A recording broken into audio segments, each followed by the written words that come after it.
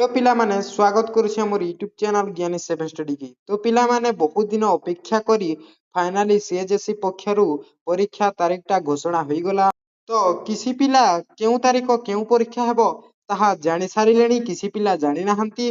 तो पिला माने आज आमे एही वीडियो रे परीक्षा तारीख मध्य रे हमकु केते दिन समय मिलिबो, पाठ पढिबा पई केते दिन गैप मिलिबो ताहा जानिबा सहित आमे केमिति 80% आनिबा 2 मास मध्य रे आमे केमिति 80% आनिबा ताहा एही वीडियो रे जानिबा। तो पिला माने पहला एग्जाम आर्ट्स पिला मानकर अछि जेंटा कि 20 तारीख 2 मास 2026 फेब्रुआरी 20 तारीख एमआईएल ओडिया।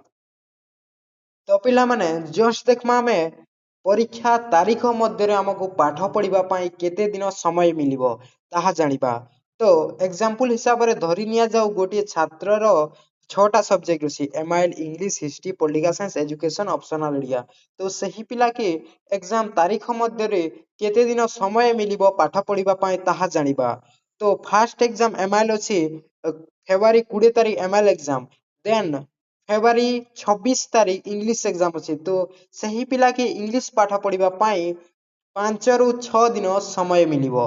तार पर देन मार्च 5 तारीख हिस्ट्री एग्जाम अछि सही पिलार। तो सही पिला के 6 रु 7 दिन समय मिलिबो।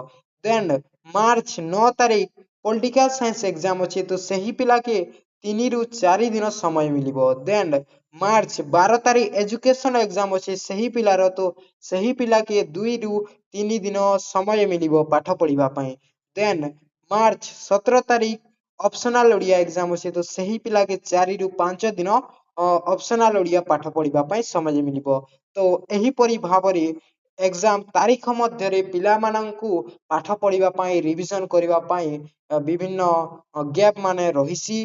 तो निज हिसाब रे केते दिन समय मिलिछि पाठ पढिबा पई ताहा जानि आमे एग्जाम पई रिविजन करिबा पाठ पढिबा एग्जाम तारीख मध्य रे। तो पिला माने आम पाखरे आउ रहिला मात्र 2 मास पाखा पाखी। तो पिला माने आमे एही 2 मास को एमिति स्टडी करिबा जेमिति कि आमकु 70 रु 80% मार्क आसीबो। तो पिला माने आमे एही 2 मास को 60 दिन को गोटे सब्जेक्ट को 10 दिन देले 6टा सब्जेक्ट को 60 दिन हेबो। तो एही 60 दिन आमे 10 दिन बहुत मेहनत करिबा, 10 रु 12 घंटा स्टडी करिबा। देन फेब्रुआरी पर जे 20 दिन रहिबो आम पाखरे सही 10 दिन आमे प्रीवियस ईयर क्वेश्चन डिस्कस करिबा एवं 10 दिन एमआईएल सब्जेक्ट पई स्टडी एंड रिविजन करिबा। तो एपरि भाबरे आमे 70 रु 80% आनी परिबा सहज भाबरे।